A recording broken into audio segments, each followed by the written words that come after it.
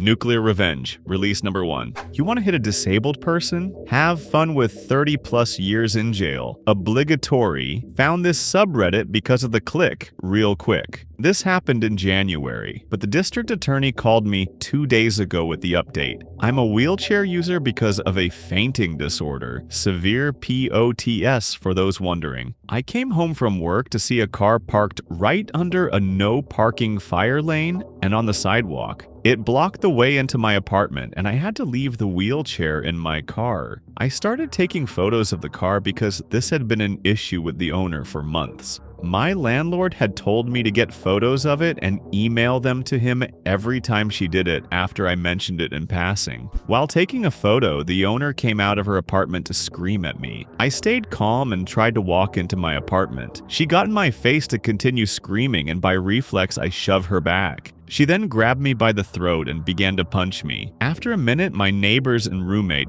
who were having a smoke, came running and got her off me. Police were called. Paramedics showed up because my neck was bleeding. She had acrylic nails, and I ended up going to the ER because I had a syncope episode while the paramedics were there. I decided to press charges, thinking I'd just get an aggravated assault or something. I made sure that they got her while she was home because I knew she had a gun on the wall despite being a convicted felon. When the police went to arrest her, they found that the car was stolen. Without insurance, she didn't have a license. There was used needles all over the apartment with her 8-year-old child, and the gun, which was also marked stolen. Child is in foster care and she in jail without bond. The DA said that her child recorded it, she apparently told her to, and it was already ruled as assault because of the overwhelming proof, plus the 7 counts of assault she's gotten in the past 5 years already. Had I gotten her nailed with it outside her home, she would have only gotten probation since she was a parent, but now she lost her kid, her home, her car, and is going to be in jail for about 30 years or more, depending what the state charges her with for the drugs.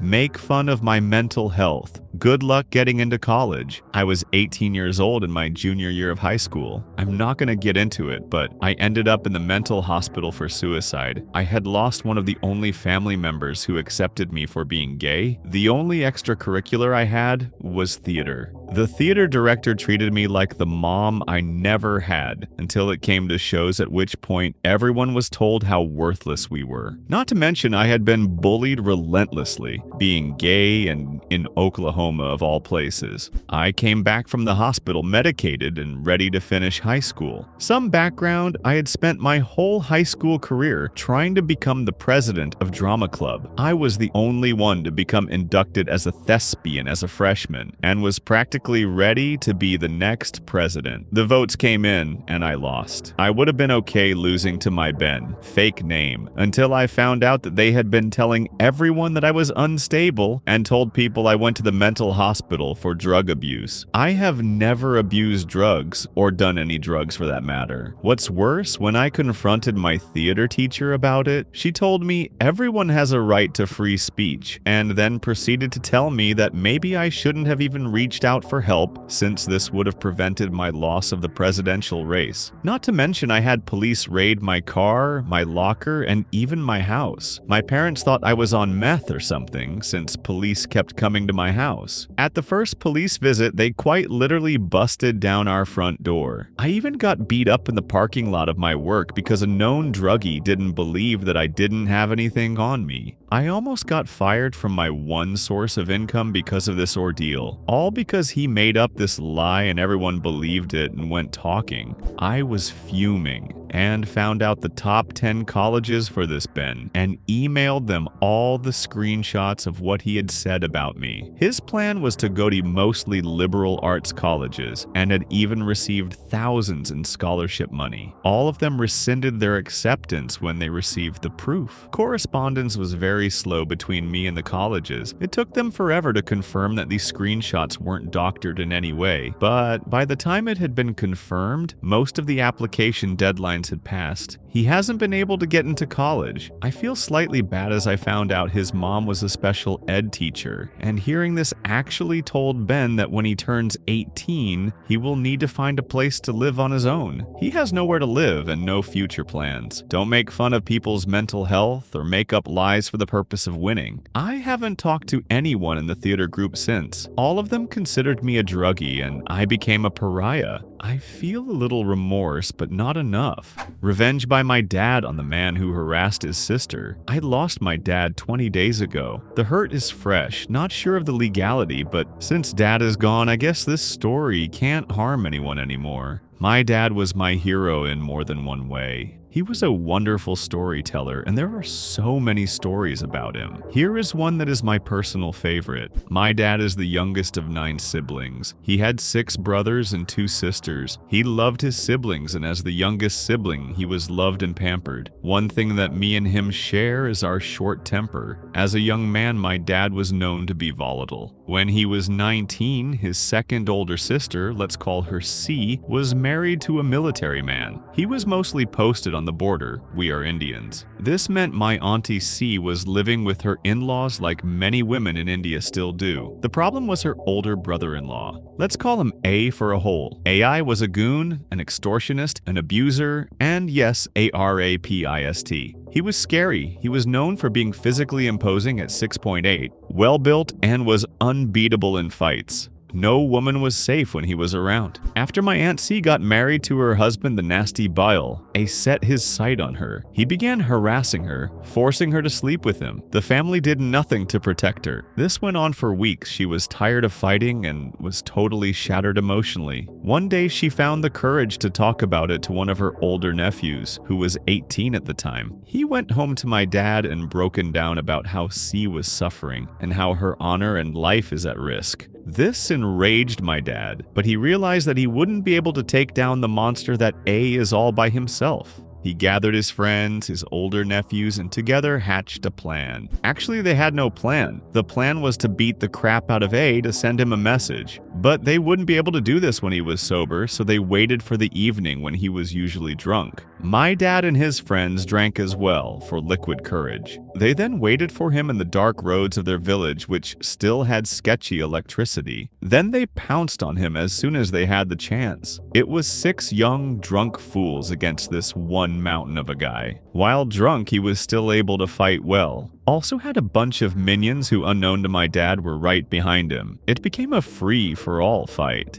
My dad, drunk and in the frenzy of the fight, grabbed a piece of wood he found on the road and hit A with all his might, straight on the head. And then my dad and his friends ran off because someone had called for backup and these young lads weren't sober enough to come up with a plan or a sane idea. Dad somehow made it home, showered and slept. Next day, he told his mom they got into a fight and crap went down. As he was telling his mom what happened, Dad was informed by his brother that cops were looking for him. Grandma told Dad to lay low for a bit. Unfortunately, A made it to the hospital and was able to give a statement. Dad was on run for a bit but later surrendered because, according to him, I was tired of eating crappy food. They honest to God surrendered to cops and demanded a good meal. The case was dismissed and A did manage to live but did not survive long. The injury my dad gave him chased him to his grave in a few months. This story is something Dad always liked to tell. He has zero remorse for what happened to I cause in his words. Not a single woman was harmed or abused in their village after this incident. I miss my dad. I am sure he had more such stories, but I will never know them.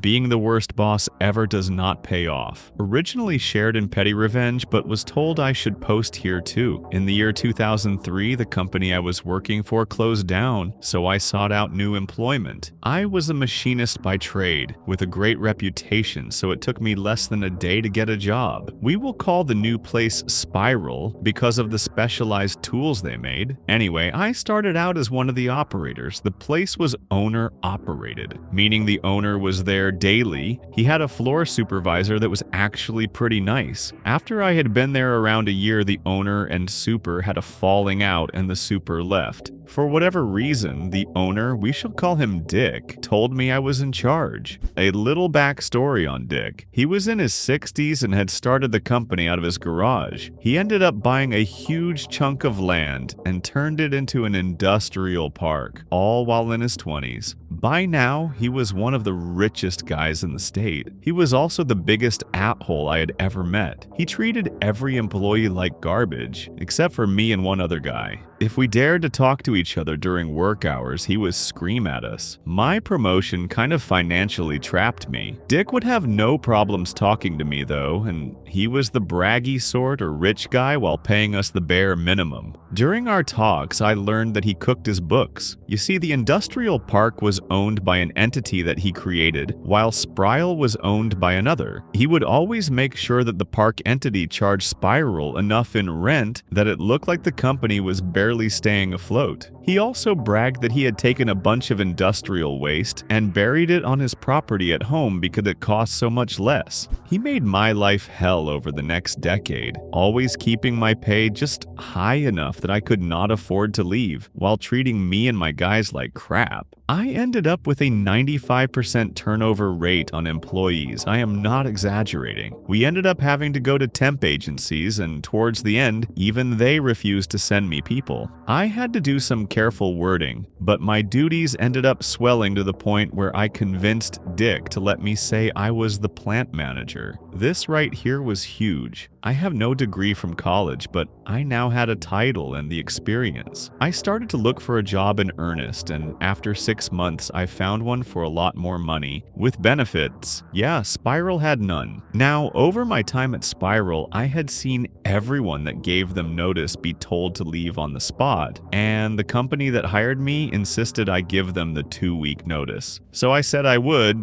but I didn't. At the end of my last day, I sat at my desk and sent an email to the head of OSHA and the state's EPA office. 2 men that I had gotten to know well. I filled them in on all of the violations that Dick had disclosed. I also sent an email to the state's attorney about the books. I left my keys on my desk with a paper under them that simply read, "I quit." I never found out if the state's attorney went anywhere, but the contact at OSHA let me know. The company ended up with $150,000 in fines for some willful violations, and the guy from the EPA dug up half of Dick's property before he admitted to where he buried the waste. Last I knew, he ended up in jail. Revenge on a hacker. One day I get an email from a hosting provider telling me that attacks are being launched from our server, and I need to look into it. I find that there is indeed a hacker in our server. He was using an app to anonymously control his bot network, among other things. I looked at the app he was using and discovered that it was an open source project. I then downloaded the code for this backdoor, modified it to log everything to a file, and replaced his app with my honeypot version. Over the next 6 months, I collected every scrap of information I could on this guy. I then used that information to take over many of his online accounts, including his main email account. That was the account where he had registered all of his services to, so I was able to issue password reset requests for everything he owned. I gained control of 6 other email accounts, 24 IRC accounts, his Facebook page, his dating profile, numerous websites, and the backup site he used for his cell phone. I have his phone number, his mom's number, and his girlfriend's number. I know his address, his birthday, the schools he went to, even his favorite foods and music. After I took every single online account he had ever had away from him, I sent a nasty email to his ISP in an effort to extort yet more information from them. In that email, I said some very unkind things about the monarch of Indonesia and how I might smear the monarch publicly if I didn't get the information. The hacker disappeared immediately after that. I have looked for him at times over the last 15 years since, and he has not resurfaced. The Indonesian lèse majesté laws regarding insults to the monarchy are not to be trifled with. The prison term for such an offense is 15 years. Thanks for watching. Share the video with a friend. Please subscribe. Bye.